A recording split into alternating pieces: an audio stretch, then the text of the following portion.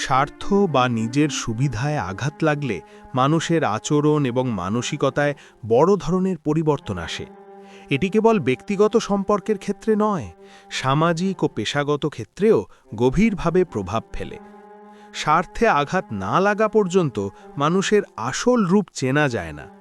বিপদে বা ভাগাভাগির সময় যখন নিজের সুবিধা কমে যায়, তখন অনেক শান্ত মানুষও আক্রমণাত্মক হয়ে উঠতে পারে। যাকে আপনি পরম বন্ধু ভাবতেন, স্বার্থের দ্বন্দ্বে সেই চরম শত্রু হয়ে দাঁড়াতে পারে।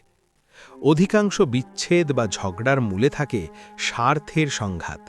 যখন কেউ মনে করে সে যা প্রাপ্য তার চেয়ে কম পাচ্ছে, অথবা অন্য কেউ তার ভাগের সুবিধা নিয়ে নিচ্ছে, তখন দীর্ঘদিনের বিশ্বাস ও ভালোবাসার সম্পর্কে ফাটল ধরে। স্বার্থে আঘাত পেলে মানুষ মূলত ক্রোধ হয়। কেন আমার ক্ষতি হলো, এই চিন্তা থেকে রাগ তৈরি হয়। তারপর হতাশা, যখন নিজের অধিকার আদায়ে ব্যর্থ হয়।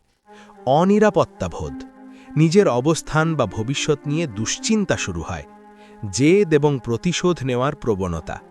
অনেকেই মনে করেন, আমার ক্ষতি যেহেতু হয়েছে, আমি ওরও ক্ষতি করব।